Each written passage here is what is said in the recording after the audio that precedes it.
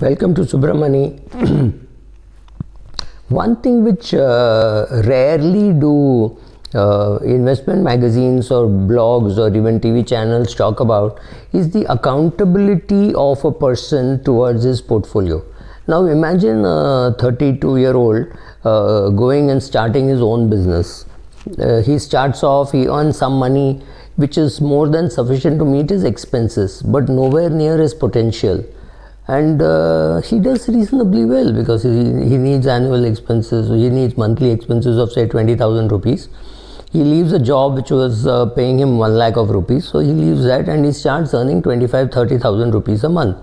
He does not really bother too much because he's saying, that's enough, I live on less or I pay less taxes or things like that. So that's wrong. And so what happens is suddenly at the age of 45 or 50, he doesn't know why he was in business, what he is doing and things like that. Now that does not bother me, not for a businessman. But imagine what happens when you start managing your own money.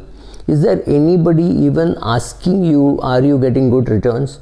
What is your benchmark? Why are you buying this product? What have you bought this product for? Can you explain every product that lies in your portfolio? The answer is no. Nobody ever asks you any of these questions. So you just think you're managing your money and doing a good job. You have an IFA, you don't have an IFA, you go and do a DIY or anything, doesn't matter. But as long as your portfolio is not being evaluated by somebody for appropriateness, right, then I doubt whether your portfolio would be on track. Somebody has to be doing it other than you, because there is always bias which is going to come into play. So even assuming that you know how to do, you know how to invest and you are doing a good job of your investments, do you have an endorsement certificate by somebody in the field, preferably with a net worth more than yours, or about 5-10 years older than you, and who has done this in his life? If you don't have somebody like that mentoring you during your initial stages, chances are you will just slack. You will say, oh, my money is safe. Good, I did not lose in Anugrah brokers. See, I saved money. That's fine, great, fantastic that you didn't go and put money in that stupid harebrained scheme. However, what else have you done? What are your errors of commission? What are your errors of omission? Somebody has to be asking those questions. That never gets done in case of an IFA and in case of an investor. The bank relationship managers work much harder than the IFA simply because the RM has a boss. His boss will ask him, "Aaj kitna calls kiya? What did you do? What is your business? Why only so much? What more can you do? Can I help you? Can I come with you?" Right? These are questions which his boss asks him continuously. Nobody is asking you, so you get into a habit of saying, oh, this is Monday morning, nobody will pay attention to what I'm saying. This is Tuesday evening, this is Wednesday evening, it doesn't matter. Just go make your calls. You don't have too much of a choice, right? Largely, nobody is going to tell you all this. That is what I'm saying. The word accountability. Nobody is going to tell you all this unless you create your own, what would I call, the peer pressure or some kind of a group of friends who will ask each other, what have they done? Why have they done? Why can't they do better than this, right? Some of those questions. Maybe you call it a friendly business network or something like that, where these kind of questions are at least discussed. Right, now come to your portfolio. You nobody in your house, your wife, your children, your mother, your chartered accountant, your relationship manager, nobody is going to ask you any of these questions which I just asked. So how do you combat this? First, come out with an investment philosophy statement. Say why you're investing, what you're investing, why you have bought this, why you have not bought that, right?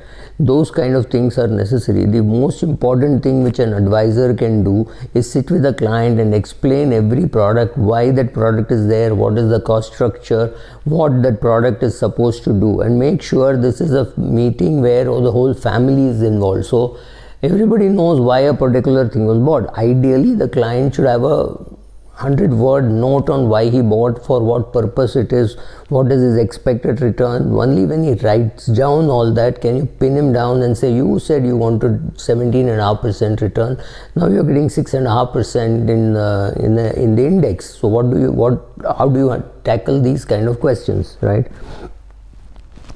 Or you could set for yourself absolute benchmark that I need to get 3% over the PPF. So if PPF is 7%, I need to get 10% or 11% or 12%, whatever, 5 percentage points, so 500 basis points above the PPF, right? So that could be your criteria for saying, okay, this is my benchmark and this is what I have to beat. In absolute returns, this is what I will do. I don't care whether the market is up, market is down, doesn't matter. I will do this kind of return is the basic minimum that I have to get on my portfolio. Your investment philosophy statement will be verified by your investment diary, where in your diary you write down what you're doing, why you're doing, and things like that, right? Not very many IFAs are capable of doing things like that. And how much will they charge? They'll charge you 20 to 50,000 rupees for a working day, which is not too much, but the question is how much, what is the size of your portfolio, and do you want somebody like this to do a review? Reviewers are not available so easily, so you could become one, right? The other problem is when you do an ad hoc revenue with somebody whom you know only a little bit, if that person is already an investor or things like that, you need to be more careful about what you are doing. So thank you.